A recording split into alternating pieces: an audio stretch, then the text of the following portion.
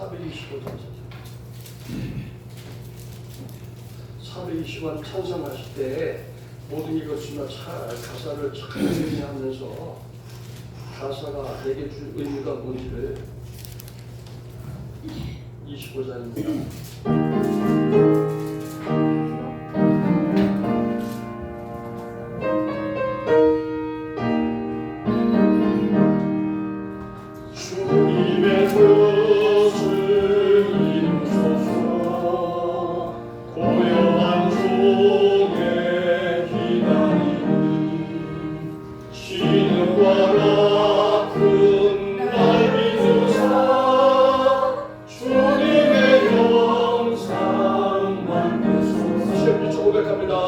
주님의 뜻을 이루소서.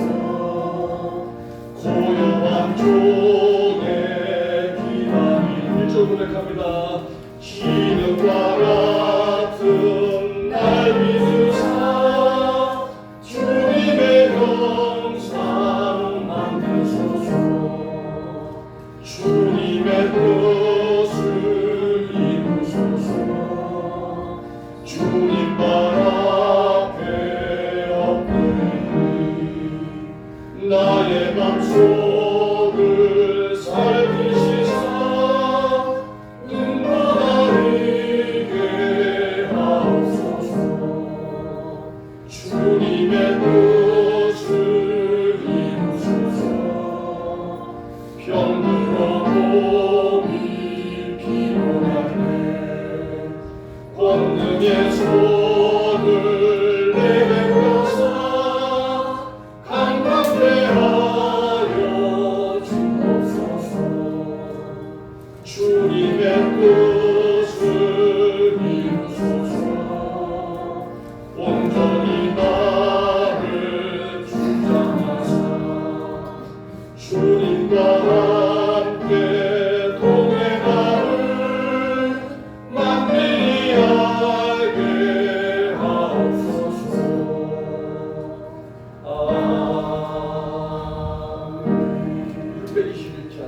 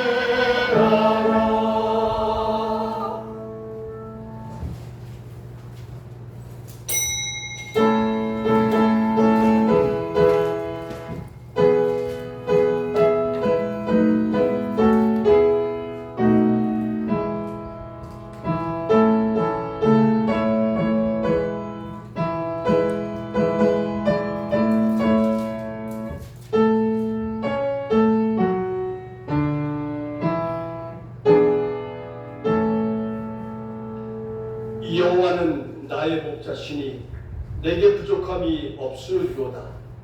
그가 나를 푸른 풀밭에 누이시며 쉴 만한 물가로 인도하시는도다. 하나님 아버지, 오늘도 복되고 거룩한 주일을 주셔서 감사드립니다. 지난 한 주간도 성목에 온 권속들과 가족 그리고 일터와 삶을 보호하시고 지키시고 인도하신 이베네스 하나님께 영광을 올려드립니다. 여호와 이레 하나님의 은총으로 다가오는 10월도 넉넉히 승리하는 온 성목의 권속들이 되게 하옵소서. 이 시간 영과 진리로 예배하오니 홀로 영광 받으옵소서. 예수님의 이름으로 기원하옵나이다. 아멘. 다 함께 찬송 38장입니다.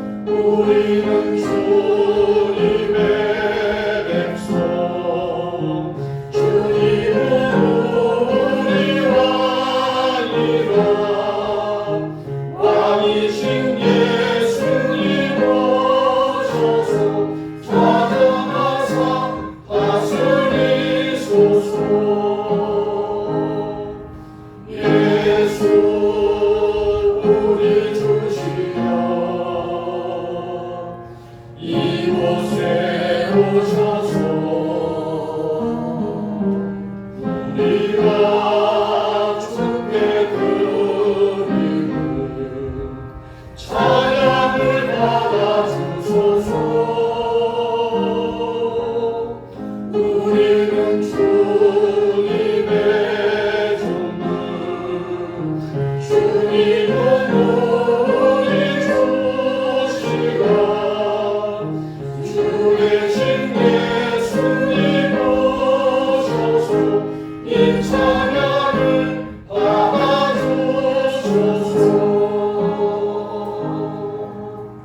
이 시간은 참회 기도 시간입니다.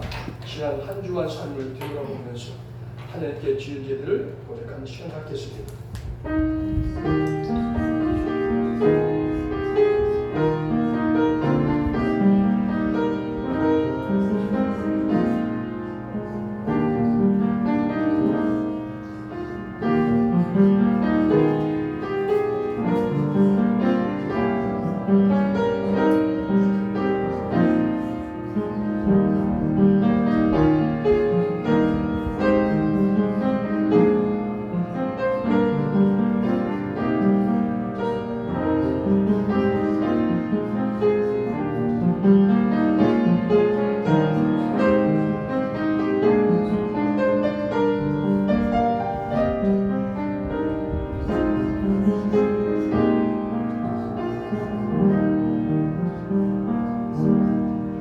그는 실로 우리의 질고를 지고 우리의 슬픔을 당하였거늘 우리는 생각하기를 그는 징벌을 받아 하나님께 맞으며 고난을 당한다 하였노라. 그가 찔림은 우리의 허물 때문이요 그가 상함은 우리의 죄악 때문이라. 그가 징계를 받음으로 우리는 평화를 누리고 그가 채찍에 맞음으로 우리는 나음을 받아도다. 우리는 다 양 같아서 그를 향하여 닦이지기를 갖거늘 여호와께서는 우리 모두의 죄악을 그에게 담당시키셨도다. 아멘. 다 함께 서도시경을 함으로써 우리의 신앙을 하나님 아버지께 고백하겠습니다. 나는 전능하신 아버지 하나님 천지의 창조주를 믿습니다. 나는 그의 유일하신 아들 우리 주 예수 그리스도를 믿습니다. 그는 성령으로 잉태되어 동정녀 마리아에게서 나시고 본디오 빌라도에게 고난을 받아 십자가에 못 박혀 죽으시고 장사된 지 사흘 만에 죽은 자 가운데서 다시 살아나셨으며 하늘에 오르시어 전능하신 아버지 하나님 우편한 자를 계시다가 거기로부터 살아있는 자와 죽은 자를 심판하러 오십니다. 나는 성경을 믿으며 거룩한 공교회와 성도의 교제와 죄를 용서받는 것과 몸의 부활과 영생을 믿습니다. 아멘. 모두 자리에 앉으셔서 성식 교독입니다. 27번입니다.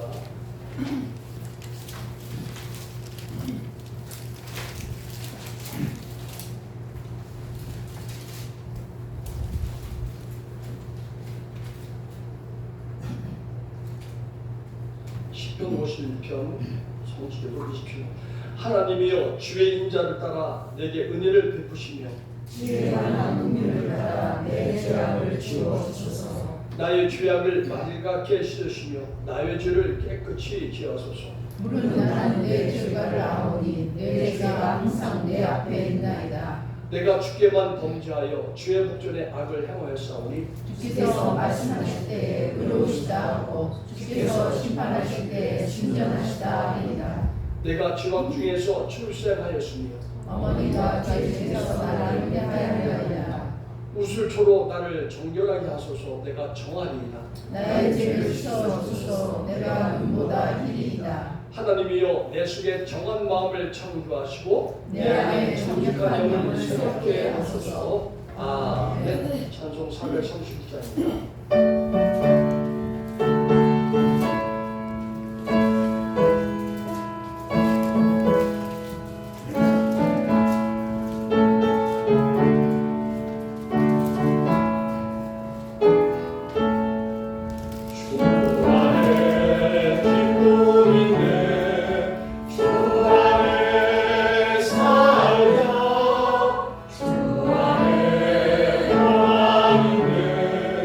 주와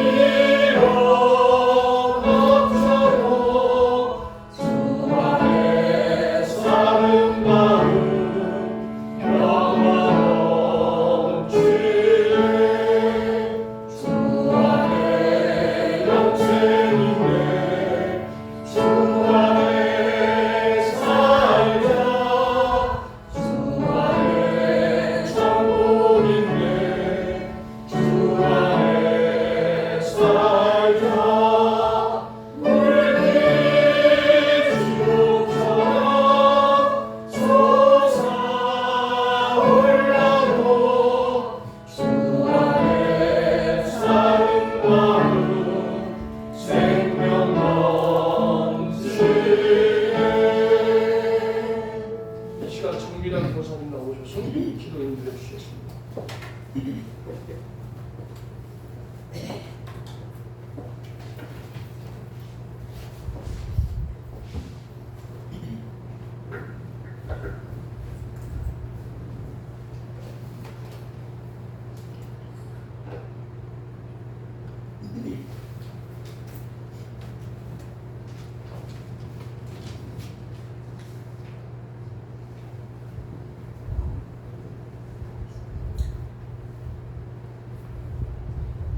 은혜가 풍성하신 하나님 아버지, 9월 5째 주일을 허락하셔서 하나님의 자녀들을 주님의 성령으로 불러주시고 이 시간 저희들이 드리는 예배와 기도와 찬양 가운데 함께 하시오니 감사와 영광을 올려드립니다. 지난 한 주간을 살면서 우리의 삶을 되돌아봅니다. 범사에 감사하는 삶을 살지 못하고 쉽게 불평하고 원망하며 교만했던 시간들이었습니다. 이 시간 주님의 십자가 보혈로 우리의 허물을 정결하게 씻어주시고 주님 앞에 엎드린 우리 한 사람 한 사람을 만나주시기를 기도합니다.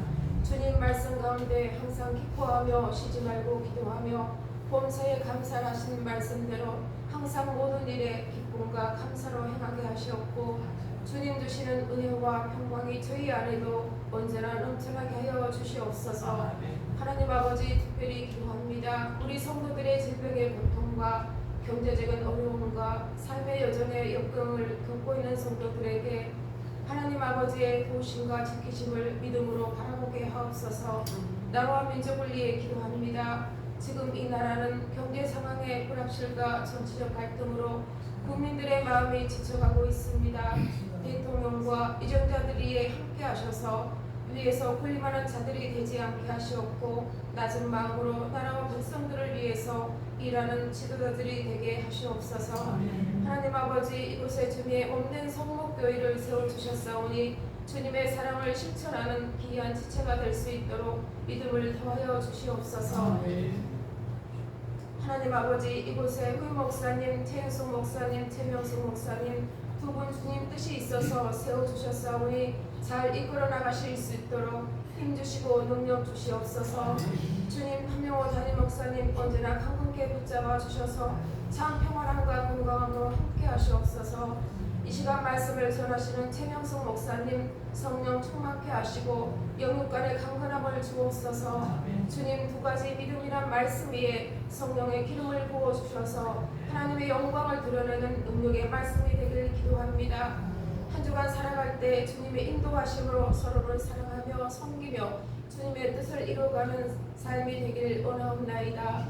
예수 그리스도의 이름으로 기도드립니다. 아멘.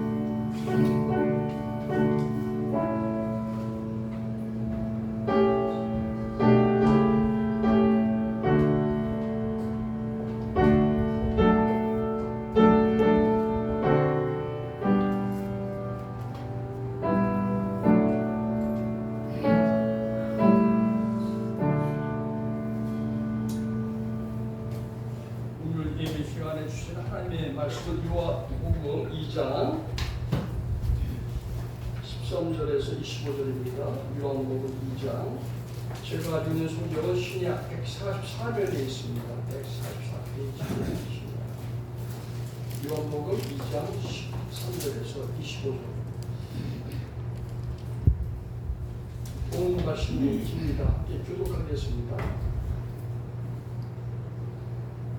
유대인의 유월절이 가까운지라 예수께서 예루살렘으로 올라가셨더니 성전 안에서 소와 양과 비둘기와 한 사람과 몸 바꾸는 사람들이 앉아있는 것을 보시고 녹분으로 채찍을 만드사 양이나 소를 다 성전에서 내쫓으시고 돈 바꾸는 사람들의 돈을 쏟으시며 상을 엎으시고 비둘기 하는 사람들에게 이르시되 이것을 여기서 가져와라. 내 아버지의 주더로 천사들을 만들지 말라 하시니 제자들의 성경 말씀에 주의 이름을 사모하는 여심이 나를 삼키리라 한 것을 기억하더라. 이에 유대인들이 대답하여 예수께 말하기를 내가 이런 일을 행하느냐 무슨 뜻을 우리에게 보이겠느냐. 예수께서 대답하여 이르시되 너희가 이 성전을 헐라 내가 사흘 동안에 일으키리라. 유대인들이 이르되 이 성전을 40년 동안에 세우거늘 내가 3일 동안에 일으키겠느냐 하더라. 그러나 예수는 성전된 자기 육체를 가리켜 말씀하신 것이라. 죽은 자 가운데서 살아나신 후에 제자들이 말씀하신 것을 기억하고 성경과 예수께서 하신 말씀을 믿었더라.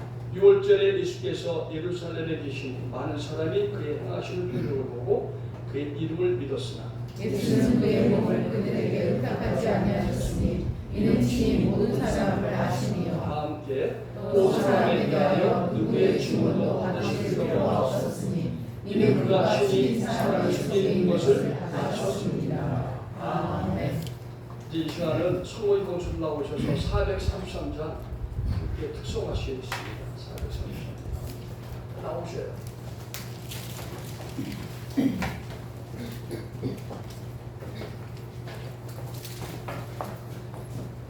1절, 2절 간주하고 3절 사정합니다. 1절, 2절 간주 3, 4절.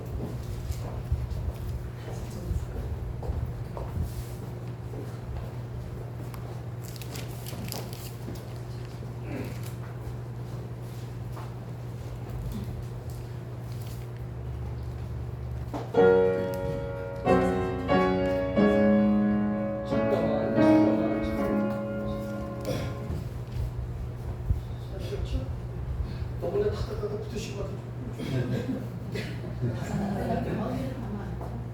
가운데도 오셔도 되고 그래. 이게 마이크까지 킬까요? 앞에? 네. 소리 좋아.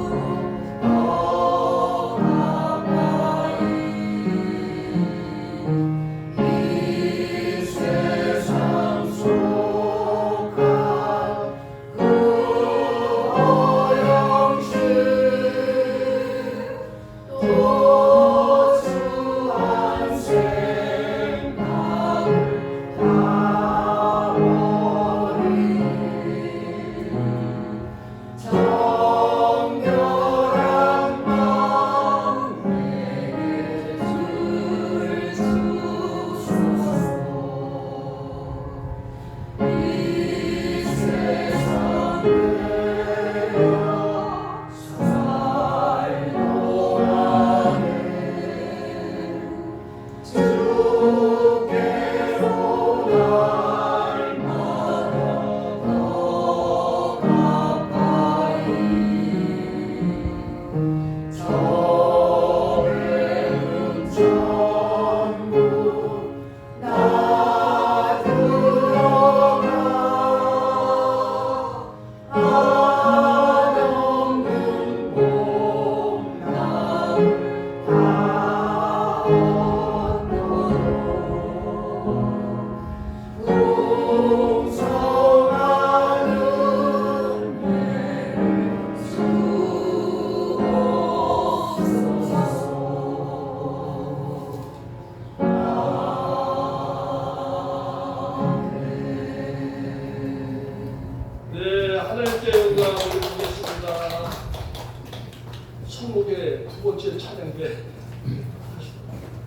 다음에는 하나 준비하고 피스도 제가 총을 준비할게요. 그래서 잘 외쳐주시고 이제 우리 성경 통독할 말씀을 본문으로 해서 최명수 목사님 두 가지 무슨 말씀 선포하실 때 중시하는 분들을 기원합니다. 자, 목사님 나오시죠.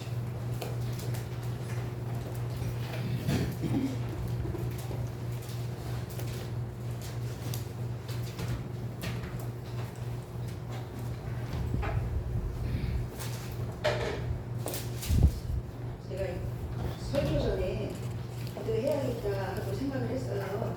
저번에는 안 했는데 오늘 정면환 권사님이 기도해 주시는데 설교 내용이 다 들어있더라고요. 그 짧은 기도 내용 가운데. 그래서 하나님이 그 기도를 받으시고 그것을 주장하여 주실 수 있습니다. 오늘 말씀은 요한복음의 2장의 말씀인데 여러분들 너무 잘 알고 계시는 내용입니다. 두 가지 믿음이라는 내용으로 하나님의 말씀을 함께 듣고자 합니다.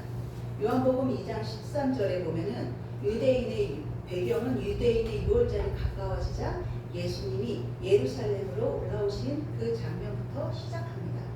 근데 여러분 공관복음 아시죠? 마태, 마가, 누가 이 공관복음에는 예수님이 주로 갈릴리에서 활동하시며 예루살렘에 십자가에 죽으시기 위해서 올라오신 그 내용이 나옵니다. 근데 이 요한복음에는 유대인의 절기나 유대인의 명절에 예수님이 3번 이상 예루살렘에 올라오시는 내용이 등장합니다.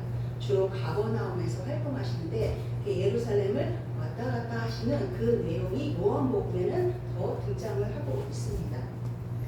성전이 예루살렘에 세워지자 유대인들은 이 유월절은 유대인들의 절기입니다. 이 절기를 지키기 위해 다 지금 예루살렘으로 모이고 있는 상황입니다. 최소 1년에 3번은 이 절기를 지키기 위해서 올라와요. 유월절, 초막절, 칠칠절. 절기 이름이 복잡하죠. 유월절은 무교절이라고도 합니다. 그리고 초막절은 장막절, 수장절이라고도 하고 칠칠절은 오순절, 맥추절이라고도 얘기합니다. 저도 많이 헷갈립니다. 그렇게 호칭이 또 다릅니다. 그런데 왜 이렇게 유대인들은 보면은 유대인들이니까 유대인들의 절기를 지키기 위해서 올라온 건 너무 당연한 거야. 그리고 그들이 그게 아니면 죽으면 죽으리라 하는 마음으로 절기를 지키기 위해서 예루살렘에 모여듭니다. 왜 이렇게 모여들까요? 이 나라 백성들은 그들은 나라를 빼앗겼고 종교도 탄압받고 억압받고 마음대로 종교활동도 할 수 없었고 그리고 민족적으로 어쨌든 많이 눌린 가운데 있는 그들입니다. 그렇기 때문에 이 유대인들은 이 절기를 지키는 것만이 목숨을 내놓고 지키는 것만이 그들이 살 길이라 여겼기 때문입니다. 그런데 문제는 뭐냐? 이렇게 모여든 그 사람들이 이 신약 우리 요한복음을 읽었잖아요. 참빛이 세상에 왔지만 그 빛을 이 사람들이 못 보는 겁니다. 느끼지도 못하는 것이고 예수님이 오셨는데 예수님을 알지도 못하는 것입니다. 영접하지 않은 사람들이 절기를 목숨을 내놓고 지키고 있는 것입니다. 그러면서 성전제사에 정말 우리는 범접하지도 못하는 그런 극한의 열심을 내고 있는 것입니다. 근데 사람들이 이곳에 오면은 반드시 해야 하는 게 있습니다. 무엇일까요? 하나님께 제사 드리고 예배 드리는 건데 예배 드리는 거요? 아니요. 그 전에 해야 할 일이 있습니다. 바로 성전세를 내기 위해 성전 달란트로 환전을 해야 돼요. 그래서 13절부터 내용이 무슨 내용인지 다 아시죠? 이 환전하는 내용이 있습니다. 출애굽기 30장 11절에서 16절에 보면 20세 이상 모든 이스라엘 남성들은 성전세를 반세기를 내라고 했습니다. 근데 거기에 뭐라고 되어 있냐면 부자라고 더 내지 말고 가난하다고 덜 내지 말고 똑같이 내라. 그렇게 하나님이 말씀하셨습니다. 그래서 이게 환전이 필요한 겁니다. 근데 이 성전에 와서 왜 환전을 하냐? 성전에서만 사용하는 그 세겔로 특수하게 만든 그 세겔로 바꿔야 되는 거예요. 처음의 목적은 구별되이 하나님의 성전에서 사용하는 그 은화마저도 세겔마저도 거룩하게 이곳에서만 사용할 수 있는 세상에 있는 돈이 아니라 그런 의미로 거룩함을 강조하기 위해 환전하게 했던 것입니다. 성전에서만, 딴 데는 사용할 수 없어요. 사용 가능한 건 성전에서만입니다. 우리가 미국에 가면 워낙 사용할 수 없죠. 달러를 바꾸듯이 그 많은 유대인들이 절기를 지키러 오면서 이 성전 특별한 그 세겔로 바꾸는 것입니다. 다른 지역에서 사용하는 건 절대 받지를 않습니다. 또한 성전을 환전을 하지만 올 때 필요한 게 있어요. 성전 제사를 드리려면 무엇이 필요한가요? 재물이 필요하죠. 때로는 동물일, 짐승일 수도 있고 곡물일 수도 있습니다. 그런데 사방 각지에서 온다고 했죠. 그런 디아스포라 유대인들이 예루살렘 절기를 지키러 오면서 집에서부터 흠없는 동물을 자기가 1년 동안 열심히 아니면 몇 개월 동안 열심히 흠없이 탈 없이 키운 짐승을 데리고 와요. 하나님께 바치기 위해서. 그 마음이 얼마나 귀합니까? 그런데 몇 날 며칠이 걸려 바로 성전 코앞에 사는 사람이면 상관없을 겁니다. 근데 그들이 먼 지방에서 끌고 오면서 그때 뭐 자동차가 있어요. 뭐 버스가 있습니까? 자전거라도 있으면 다행이지만 그런 거 없습니다. 걸어서 오면서 산 넘고 물 건너서 흠이 생기겠죠. 그럼 어떻게 해야 될까요? 다시 가야 됩니다.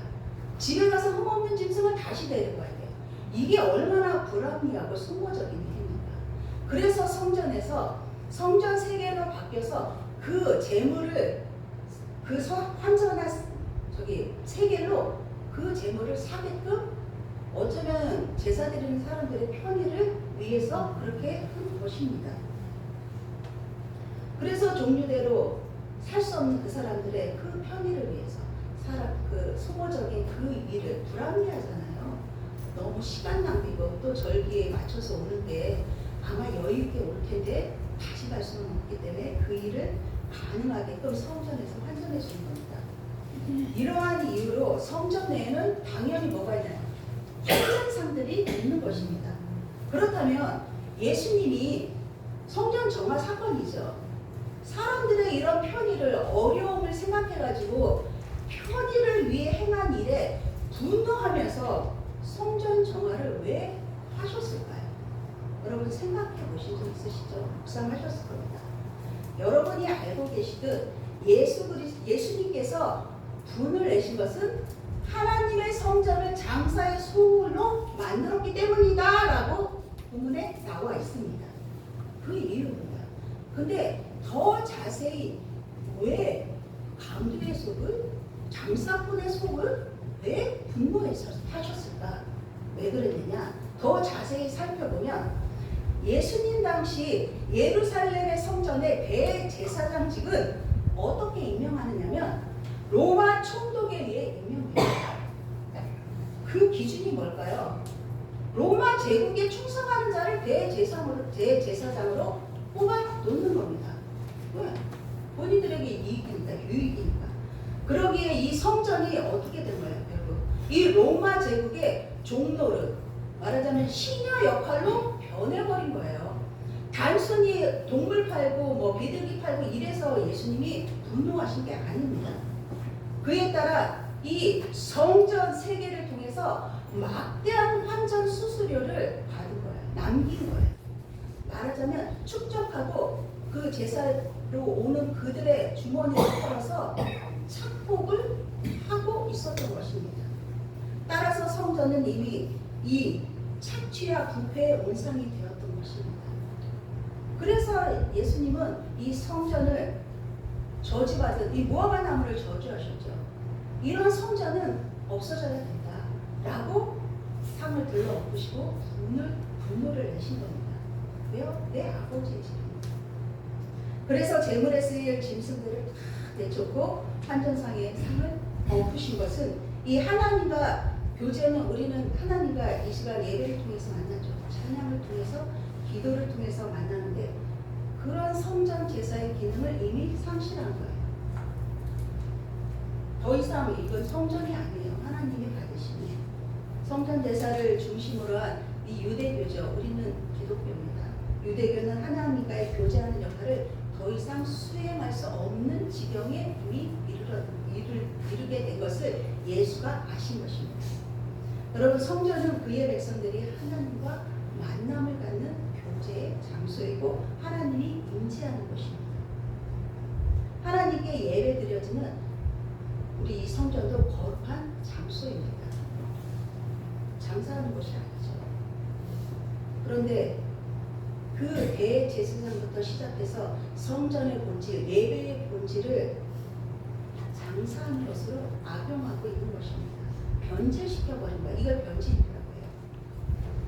그런데 아이러니하게도 유대교 지도자들이 예수님께 씌운 죄목이 뭡니까? 하나님이 내 아버지예요. 내가 하나님이다고 하는 신성 모독죄를 씌웠어요.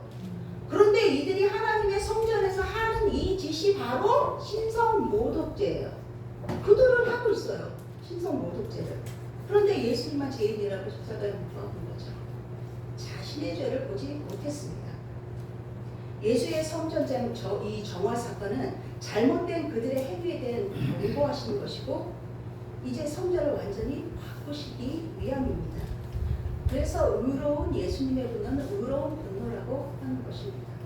이 사건 외에 본문은 두 가지의 믿음이 나타납니다. 22절에 제자들이 믿었던 믿음과 23절에 예수의 많은 사람들이 예수의 이름을 믿는 믿음이 등장합니다. 우리 22절 말씀을 한 목소리로 읽어보겠습니다. 2장 22절 말씀 시작. 죽은 자 가운데서 살아나신 메리야 제자들이 이 말씀하신 것을 기억하고 성령과 예수께서 하신 말씀을 믿었더라. 아멘. 제자들이 예수께서 죽었다가 다시 살아난 후에야 이 말씀을 생각하고 비로소 믿었다고 했습니다. 예수의 말씀을 믿게 되었다고 기록되어 있습니다. 그러면 성경의 어떤 말씀과 예수님의 무슨 말씀일까요? 19절, 20절에 보면 예수께서 이 성전을 헐어라. 내가 사흘 만에 다시 세울 거다. 근데 유대인들이 그러죠. 아니 이 성전을 짓는데 42년이라는 시간이 걸렸는데 당신이 무슨 수로 당신이 뭐기에 사흘 만에 다시 짓겠다는 겁니까? 하고 대드는 장면이 나와요. 이에 예수님이 21절에 말씀합니다. 그러나 예수는 성전된 자기 육체를 가리켜 말씀하신 것이라. 우리 21절 다시 읽겠습니다. 21절 시작. 그러나 예수는 성전된 자기 육체를 가리켜 말씀하신 것이라. 예수께서 예루살렘 성전을 헐으라고 했어요. 근데 제자들에게 이 말씀을 하신 것은 21절에 눈에 보이는 성전이 아니라 나 자신의 육체, 몸 성전을 말씀하신 거였어요. 그런데 제자들이 이 말씀을 이해했다. 어디에도 없죠. 근데 기록되어 있지 않아도 우리는 알 수 있습니다. 죽으셨다가 살아나셨을 때 기억하고 생각하고 믿었다고 했기 때문에 그 당시에는 이해를 하지 못했습니다. 알아듣지를 못했습니다. 무엇을요? 예수께서 말씀하신 것은 자기의 몸 성전에 대해서 말씀하신 것을 나중에 예수님이 죽으시고 부활하셔서 믿게 된 것입니다. 그리고 23절 말씀 이하에 여러 가지 예수님이 기적을 행하셨는데 많은 사람들이 그것을 보고 그의 이름을 믿게 되었다고 기록되어 있습니다. 예수님이 요한복음의 첫 번째 기적이 뭐죠? 가나 혼인잔치의 물을 포도주로 변화시킨 사건이죠. 그것이 첫 번째 기적입니다. 그러면 오늘 제가 두 가지 믿음에 대한 얘기라고 했는데 이 두 가지 믿음이 뭐냐 아시겠죠? 21절, 22절로 이어지는 믿음과 하나는 23절 이하의 믿음, 두 가지 믿음이 있다는 것입니다. 즉, 말씀을 믿는 것과 이름을 믿는 것입니다. 어떻게 생각하면 여러분 확 명확하게 구분되세요? 저도 이렇게 처음에 보면 같은 말 아닌가? 비슷한 말인데? 이렇게 받아들일 수 있습니다. 그 말이 그 말 같은데? 그러면 여러분 믿음이라 하는 것이 여러분은 무엇이라고 생각하고 계시나요? 성경과 예수의 하신 말씀을 믿는 것이 믿음입니다. 그러면 성경은 무엇입니까? 예수님의 말씀이죠. 말씀은 곧 성경이고 성경이 곧 말씀이라는 겁니다. 그런데 21절에 성전된 자기 육체, 몸 성전에 대해서 말씀하셨죠. 그럼 육체의 성전, 이게 참 어려운 말이에요. 저도 이 말씀 준비하면서 하루씩 이렇게 막 고심을 하고 연구하고 했습니다. 육체의 성전이 언제 이루어지느냐? 그건 말씀하신 것처럼 죽은 자들 가운데 살아나신 후에 십자가에 죽으시고 부활하신 후에 이루어진다고 하셨습니다. 그렇다면 이 육체의 성전을 성경의 말씀에, 예수의 말씀에 어디서 말씀하셨을까요? 제가 읽어드리겠습니다. 요한복음 14장 3절에 가서 너희를 위하여 거처를 예배하면 내가 와서 너희를 내게로 영접하여 나 있는 곳에 너희도 있게 하겠다고 말씀하셨습니다. 아멘. 내가 다시 와서, 그건 부활하신 후죠. 진리의 성령으로 다시 와서 준비된 처소, 그게 뭘 말할까요? 너희에게, 여러분 각자를 말씀하시는 겁니다. 말씀이 육신이 되어 우리 가운데 오시는 분이 바로 예수 그리스도이십니다. 너희에게 들어가서 너희로 내게 영접하겠다. 내게로. 나 있는 곳에 너희도 있게 할 거야 라고 약속하셨습니다. 나 있는 곳에 너희도 있게 하리라. 그분이 있는 곳이 어디입니까? 내 안, 여러분들 안이라고 말씀하십니다. 말씀이신 그분, 말씀으로 오신 그분이 나라는 육신 안에 들어오시는 겁니다. 육신 안에 들어와서 장막을 치고 그 안에서 나와 함께 하고 사신다는 거예요. 그러니까 임마누엘 하나님이 나와 함께 하신다는 뜻입니다. 그럼 너희는 새 사람, 새 생명이 되었다는 겁니다. 이전 것은 지나갔다는 뜻입니다. 즉 거듭난 영적 사람들이며 내 안에 오셔서 그분과 연합을 이루죠. 말씀이신 그분이 우리 안에 오면 연합을 이룬다고 말씀하시잖아요. 그래서 그분이 나의 구주가 되시는 겁니다. 이 구주는 예수 그리스도이십니다. 그래서 우리는 이렇게 그분을 고백하는 것이죠. 나 있는 곳에 너희도 있게 하리라. 나라고 하는 분이 계신 곳이 곧 어디냐면 유대인들이 그렇게 지키고자 했던 이 성전, 내 안에 있는 성전을 말합니다. 그러면 예수님이 말씀하셨죠. 이 성전을 헐어라. 내가 사흘 만에 지을 것이다. 헐으라는 말이 무슨 말일까요? 너희 가진 육신의 장막을 헐어버려야 돼 라고 하시는 겁니다.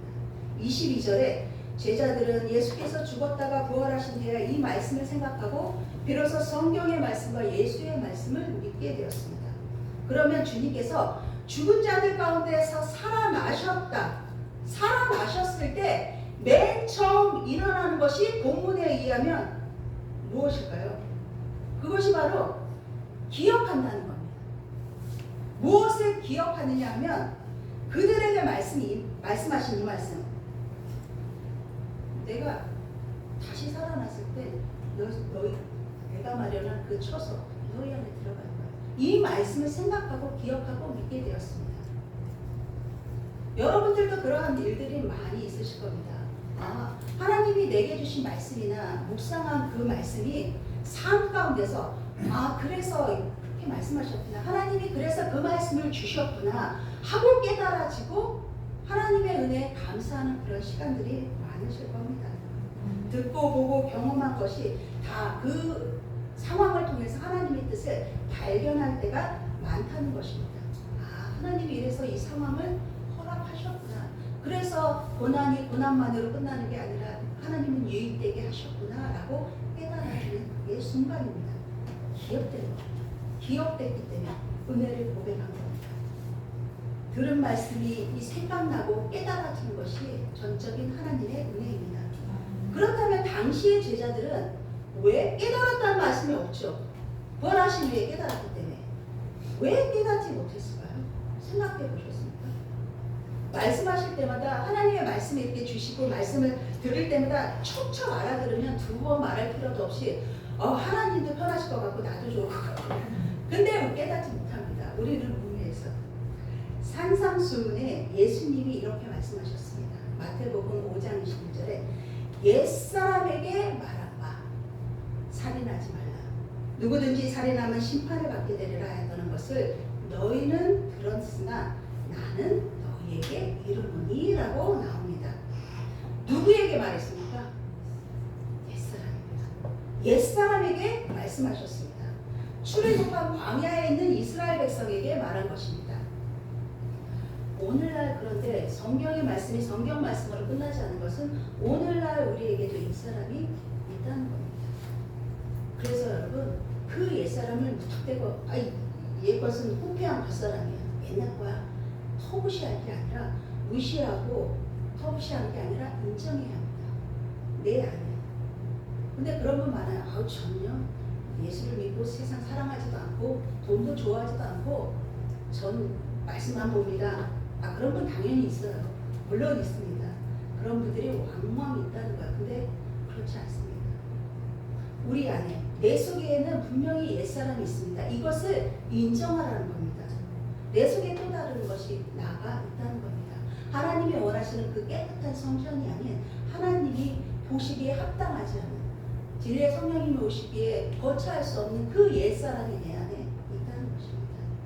옛사람에게 말하는 것을 너희는 들었으나 그러나 나는 너희에게 이르노니 그 나가 누구냐면 새 사람입니다. 21절에 성전된 자기 육체 몸 성전에 대해서 말씀했지만 그때 당시의 제자들은 그것을 몰랐습니다. 저 같아도 그 자리에서 예수님 말씀하셨으면 못 알아들었습니다. 지금도 못 알아들을 때가 너무 많아서요. 전 제자들의 그 마음을 또 한편 또 이해가 됩니다. 왜 몰랐느냐? 옛사람이었기 때문에 몰랐던 것입니다. 그렇다면 어떻게 해야 될까요? 예수님이 어떻게 하라고 했습니까? 46년 동안 지은 그 성전을 너희를 헐어버려라. 다시 찾기, 여러분 다시 헌 다음에 세우기 위해서는 허는 과정이 먼저 있어야겠죠. 그 위에 세울 수 없습니다. 여기서 46년은 역사적인 배경도 물론 있습니다. 예루살렘 성전은 솔로몬 성전, 스룹바벨 성전, 그 다음에 헤롯 성전, 제3성전이죠. 세웠습니다. 이 헤롯이 세운 이유는 유대인들을 잘 보기 위해서, 지지를 받기 위해서 세운 것입니다. 유대 랍비들이 하는 말이 있습니다. 이 헤롯 성전을 보고 이 성전이 너무 웅장하고 거대했나 봐요. 뭐라고 했냐면 이 성전을 보지 못한 자는 아름다움에 대해서 논할 가치가 없다. 논할 자격이 없다고 얘기했다고 합니다. 그렇다면 얼마나 어마어마하고 황홀하게 성전을 지었는지를 여러분 사실 가늠도 안 됩니다. 그런데 우리는 알죠. 예수님이 그런 성전을 헐어버리라고 한 거예요. 왜냐? 세상에 없는 것으로 지었어도 금은보와 다이아몬드로 지었어도 그 속에 하나님이 거하지 않으시면, 계시지 않으면 아무리 보암직하고 먹음직해도 그거는 내게 유익이 안 되고 아무 소용이 없어요. 하나님이 기뻐하지 않으신다는 거예요. 내 속에도 그런 것들로 가득하면 하나님이 거하실 수 없다는 말씀인 것입니다. 그래서 보이는 것이 중요하지 않다는 겁니다. 46년간 지은 성전은 인간의 우리의 수명으로 따지면 46년 긴 세월입니다. 그 긴 세월 동안 지은 그거를 헐어버리라고 한 것입니다. 옛 것들을 다 헐어버려야 한다고 말씀하십니다. 우리의 보기에 저 기둥은 그래도 좀 남겨놓아요. 저 대문은 너무 멋진데요. 그런 거 1절 허용하지 않으신다는 겁니다. 이 헐어버린다는 뜻이 뭐냐면은 조각조각 이렇게 조금씩 이게 띄어버린다가 아니에요. 완전히 분쇄하고 파괴시켜야 한다는 겁니다. 왜요? 그래서 예수님이 헐어버리라고 하신 이유는 우리 안에는 조그만 여지만 남겨놔도 타협하고 그쪽으로 눈을 돌리는 존재이기 때문에 예수님이 완전히 헐어버리라고 말씀하신 겁니다. 그래서 사도 바울도 우리는 날마다 죽노라고 고백한 것입니다. 요한복음 11장 44절에 예수님이 죽은 나사로야 나와라 하고 부르는 장면이 있어요. 이게 수건에 동인채, 얼굴에 수건, 이게 손발 동인채로 나왔는데 둘러싸온 많은 무리들에게 예수님이 뭐라고 하셨냐면 풀어놓아 담이 되라고 말씀하셨습니다. 무리들에게. 이 풀어놓아 다니게 하라는 말이 뭐냐면 헐어버리라는 뜻입니다. 그러니까 예수님 풀어놓아 다니게 하시는데 그냥 요만큼만 너 살아서 가고 그 다음에 또 난 몰라 이게 아니에요. 완전한 회복이에요. 그래서 이 풀어놓아 다니게 하라 헐어버리라가 같은 뜻입니다.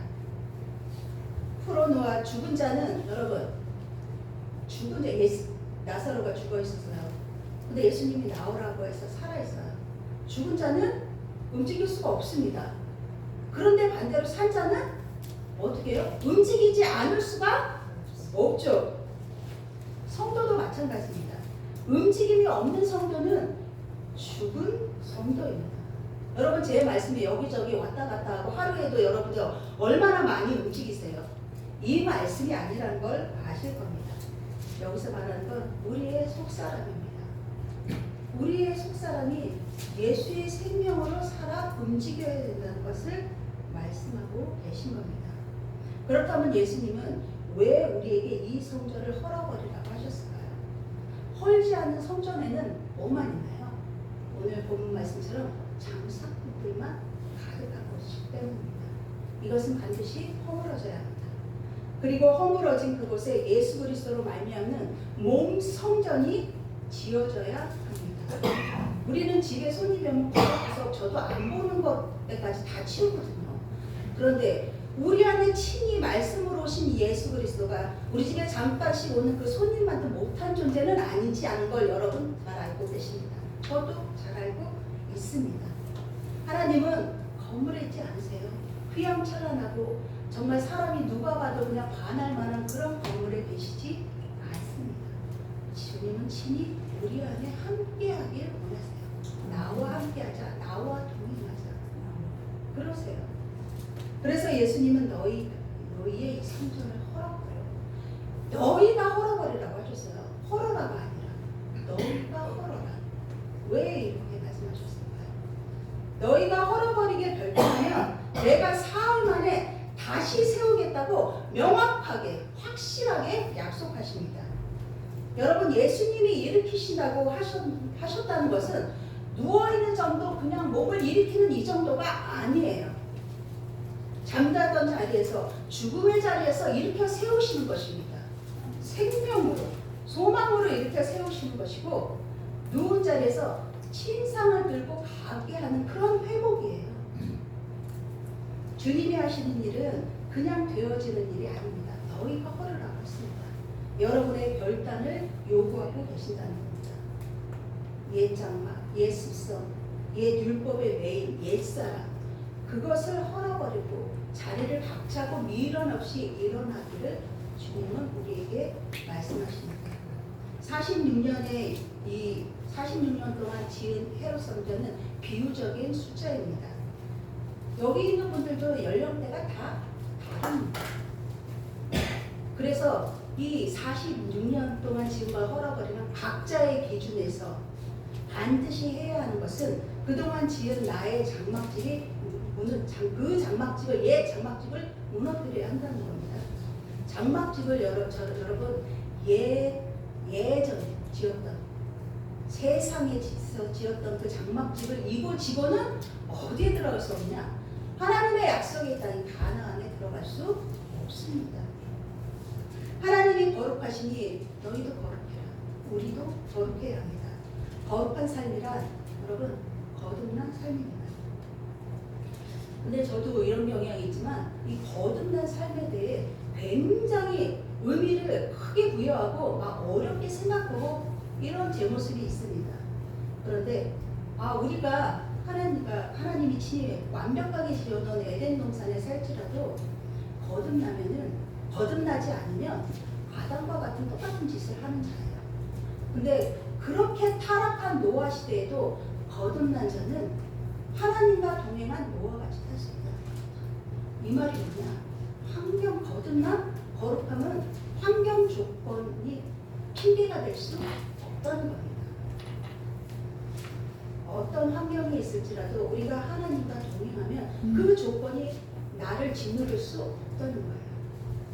하나님만 바라보고 간다.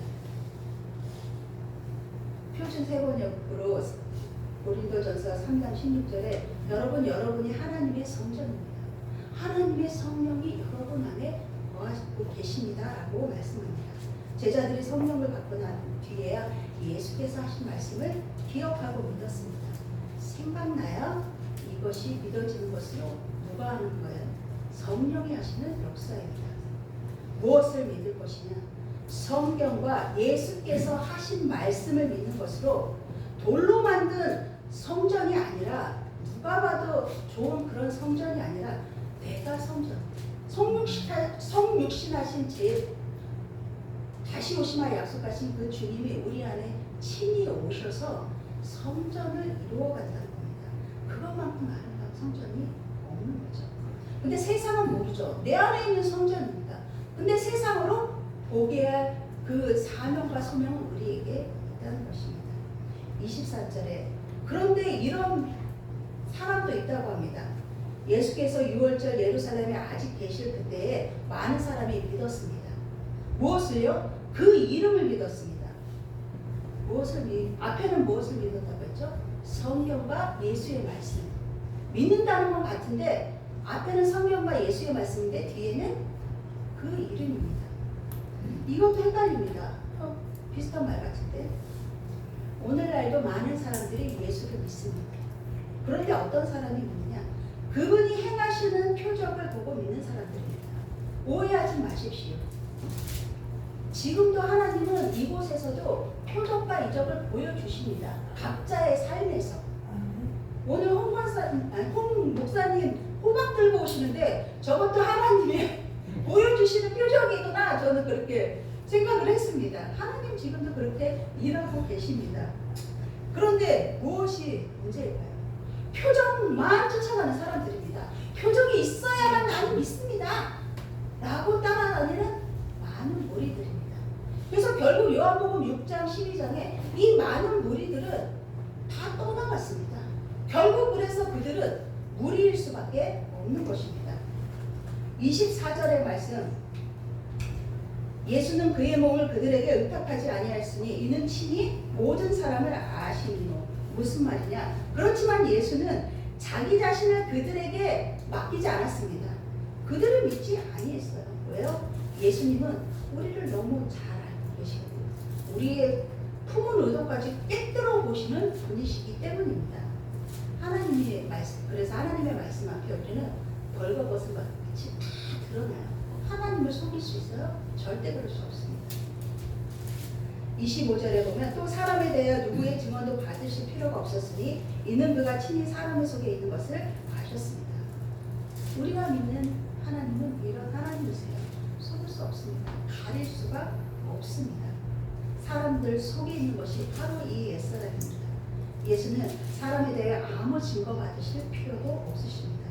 표정만 쫓으며 이 자신의 계산기를 두드리며 나에게 이익되고 내 육신이 좀 평안해지면 예수를 따르고 그렇지 않으면 떠나버려요. 그 변덕스러운 마음을 잘 알고 계셨기 때문입니다. 며칠 전 저도 이 기도하면서 묵상하면서 하나님 이 말씀이 생각나더라고요. 그래서 내가 강도의 소굴이고 장사꾼의 소굴이구나. 그러면 나는 누구인가? 내가 강도고 장사꾼이구나. 강도의 소굴엔 강도만 삽니다. 사단의 소굴엔 사단만이 산다는 것입니다. 우리가 하나님의 말씀을 가까이 하지 않고 날마다 하나님 앞에 기도하며 엎드리지 않으면은 우리는 이런 장사꾼, 강도, 사단이 그런 존재로 순식간에 옮겨가는 것을 깨달으면 저 스스로 놀라면서 회개했어요. 왜 놀랐어요? 저 믿음이 있는 줄 알았어요. 믿음이 있다 여겼기 때문에 기도하면서 제가 놀랐거든요. 그래서 정말 기도함으로 말씀으로 기도하며 말씀 보고 하나님 앞에 날마다 하나님을 쫓아가는 것 외에는 없겠구나. 그게 믿음의 경주입니다. 여러분 우리가 하나님을 우리 안에 모신다는 것이 그래서 결코 작은 일이 아니라는 겁니다. 그리스도께서 친히 모든 사람을 아시되 이 이름 얼굴 여러분 각자 무엇을 생각하는지 무엇을 고민하는지 무엇을 원하는지 다 알고 계신다는 거예요. 그런 우리 안에 그분이 임하는 겁니다. 그분을 모신 다음 우리가 할 일은 수많은 일이 아닙니다. 너무 그 거룩하시고 위대하신 하나님을 위해 내가 뭘 한다. 큰 일을 원하지 않으세요. 그 그릇에 맞게 하나님이 사용하십니다. 주님이 우리에게 원하시는 것은 풀어놓아 다니는, 풀어놓이 받은 거죠.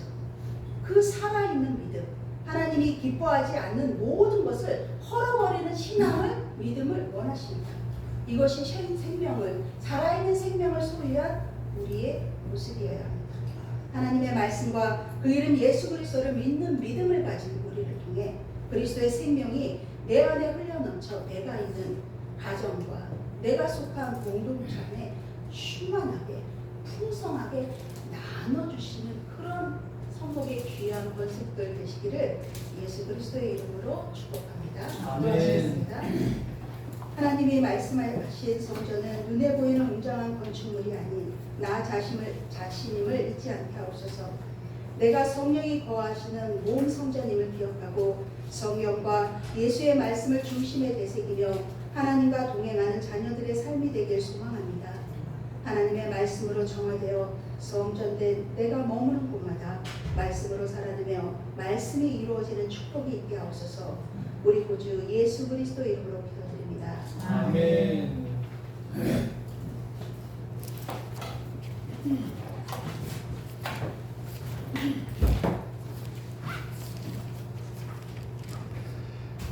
예, 감사드립니다. 귀한 말씀 주신 우리 최명순 목사님 감사합니다. 다같이 50장 찬양하면서 준비한 예물 드리도록 하겠습니다.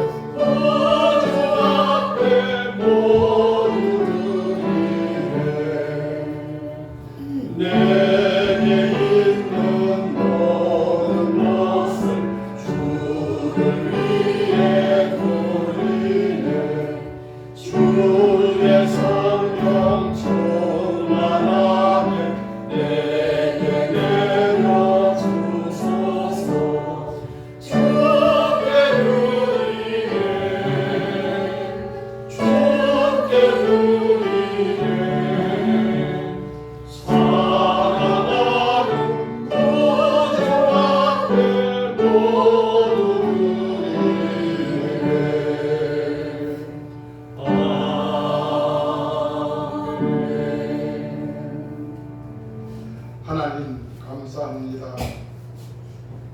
거치는 듯한 더위도 지나가게 하시고 풍성한 가을 추수의 계절 하나님이 허락하여 주심을 감사드립니다. 우리의 믿음도 지난날에 폭풍 속에서도 지켜주시고 무더위 속에서도 지켜주신 아버지 하나님, 좋은 날 가을을 주신 것 같이 우리 믿음도 풍성한 가을을 맞이하여 오직 아버지와 함께 아버지를 위하여 아버지를 경외하며 살아가는 저희들 되게 하여 주시옵소서. 특별히 성목교회를 불꽃 같은 눈동자로 지켜주셔서 우리 주님 재림하시는 그날까지 성목교회가 이 땅에서 성전으로서의 사명을 감당하며 하나님 앞에 온전히 영광 돌리게 하여 주시옵소서. 우리 모두도 이 일을 위하여 아버지 앞에 꿇어 엎드리고 또 엎드려 하나님의 살아계심과 하나님의 역사하심을 믿고 따라가는 저희들 되게 하여 주시옵소서. 날마다 감사가 차고 넘치는 복된 성목교회 성목의 성도들 되게 하여 주시옵소서. 우리 주님 예수 그리스도 이름으로 간절히 기도드리옵나이다. 한 주간 잘 지내셨습니까? 이제 완연한 가을인 것 같습니다.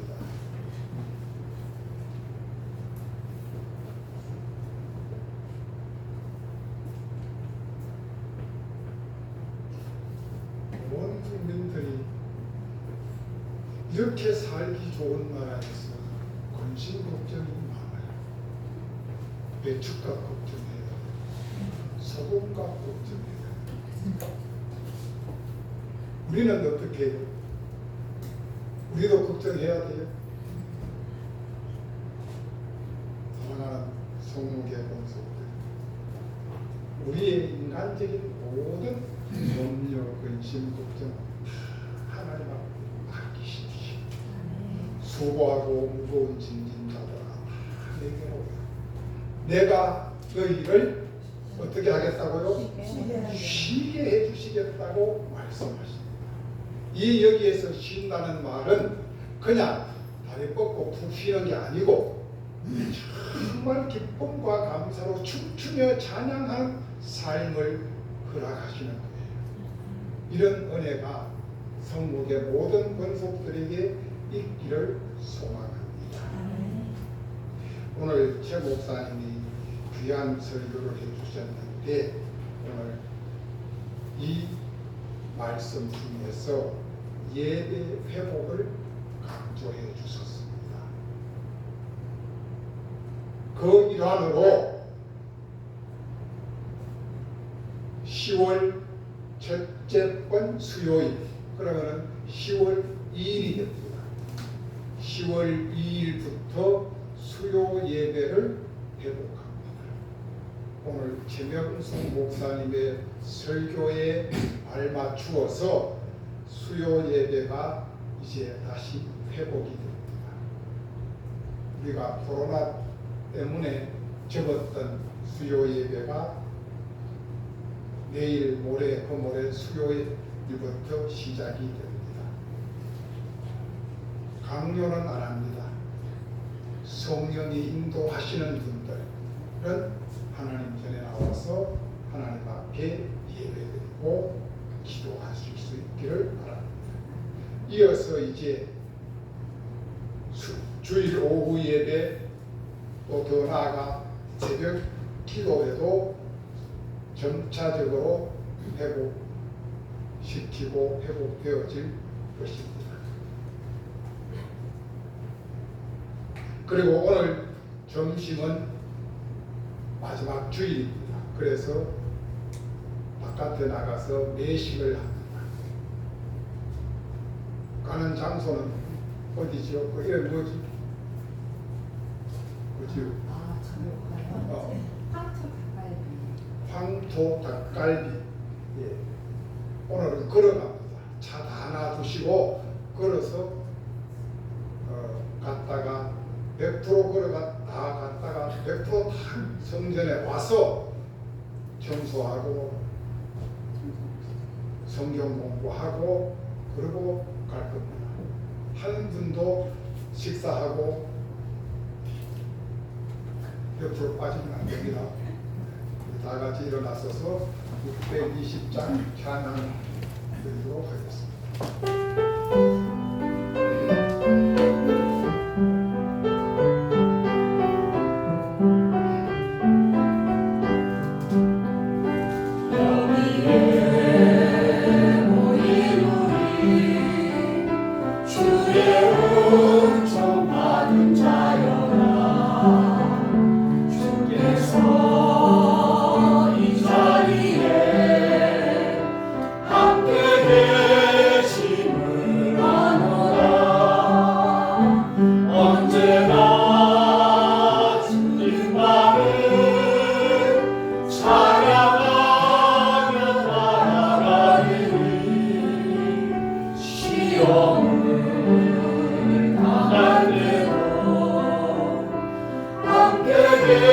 계심을 믿노라.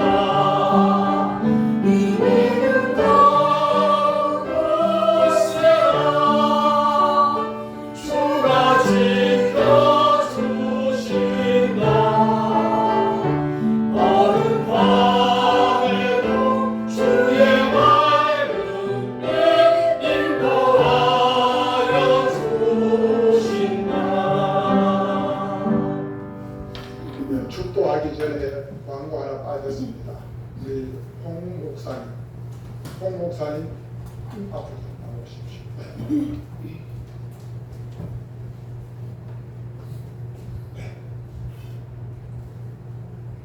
오히려 마이크 켜보십시오.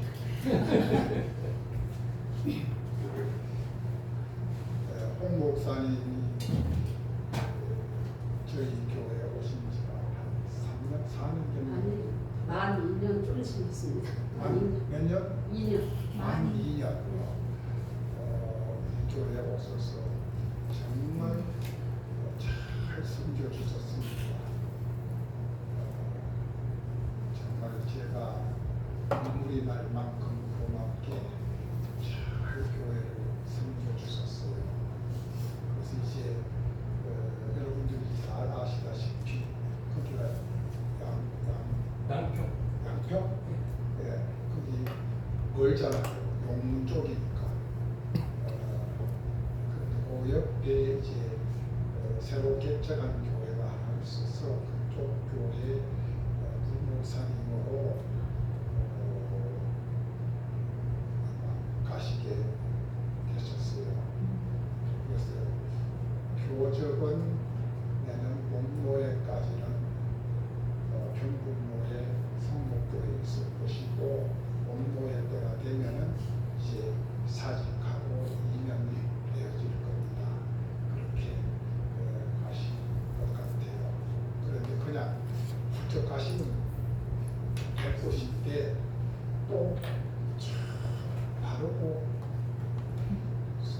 정말 좋은 목사입니다. 오늘 또 오시면서 추수감사절에 제가 항상 그 호박, 대한민국에서 제일 좋아하는 호박을 항상 바라고 있으니까 그 호박을 또 챙겨 가지고 있었어요. 그리고 직접 산에 가서 토종감을 주워가지고 우리 성도들에게 나누어 주고 가겠다고 그렇게까지 이렇게 천사 같은 우리 목사님 오늘 오셔서 그냥 가시지 않고 인사하러 가시겠다고 오셨어요. 저희 홍 목사님 한 말씀 하시죠. 지난 2년간 성목교회 출석하면서 많은 사랑을 목사님으로부터도 사랑을 받고 성도님들께서도 많이 챙겨주시고 기도해 주시고 참 감사한 마음이 듭니다. 그래서 뭐 멀리 이사 가서도 이제 계속 나오긴 했는데 1년 좀 넘었죠. 좀 떠나려니 섭섭하지만 또 거리상 또 남편이 직장을 이렇게 또 들어가게 돼서 격주로 이렇게 또 출석하게 되고 이렇게 하니까 그것도 좀 아닌 것 같고 그래서 가까이 교회 옮기는 게 낫겠다 싶어서 목사님께 말씀드리고 인사했습니다. 지금까지 여러분들이 이렇게 사랑해 주시고 관심과 기도해 주신 것 감사하고 앞으로도 우리 성목교회가 하나님 기뻐 받으시는 그런 교회로 성장하고 봉합이로 바라고 이렇게 응원합니다. 감사합니다. 올라오고 마지막 축도해줘.